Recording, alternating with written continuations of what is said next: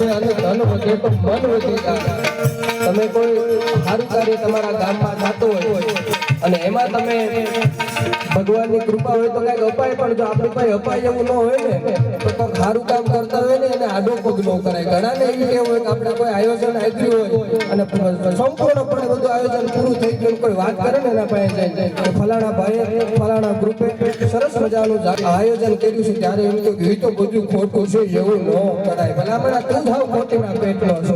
આ તો ધર્મ છે. ધર્મ કરે ધન વધે, અને ધન વધે તો મન વધી જાય, અને મન વધે તો બધામાં માન વધે, પછી વધત જાય. પણ જો ધર્મ ઘટે તો ધન ઘટે, અને ધન ઘટે તો મન ઘટી જાય, અને મન ઘટે તો બધામાં માન ઘટે. પછી એ તો ઘટ જાય. એટલે ઘણી બધી યાદ થાય. પણ ઘણા સમય પછી જેમ બેઠો ત્યારે મારે જગદંબાને અને માતાજીને સપાખરા ગીતોમાં યાદ કરવી છે. કેવી છે જગદંબા માં?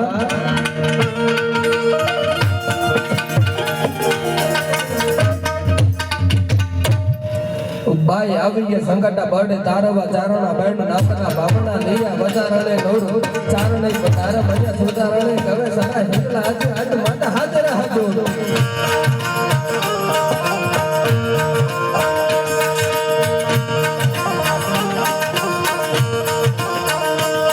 ભાઈ આવી સંગટા બરડે તારવા ચારણા બેડ નાપના બાબના લૈયા બજારણે નોર ચારણે તારા બન્યા સુધારણે કવે સારા હિંકલા આજ આજ માતા હાજર હાજો. ભગવાન ને કથા જાગર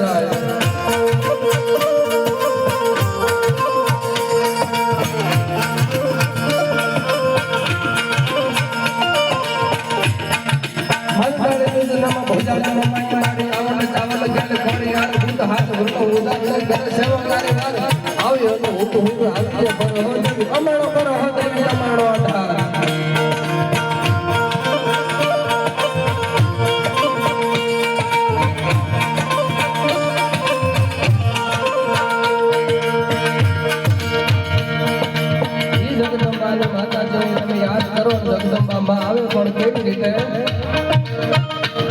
ભાઈ આવી સંકટે પડે તારવા ચારણા બાળે નામરા ભામત લૈયા વતારણે નોડી અવતારણે વતારે મયા સુધારણે કેવે સારા હિત આજ આજ મત હાજર હાજર.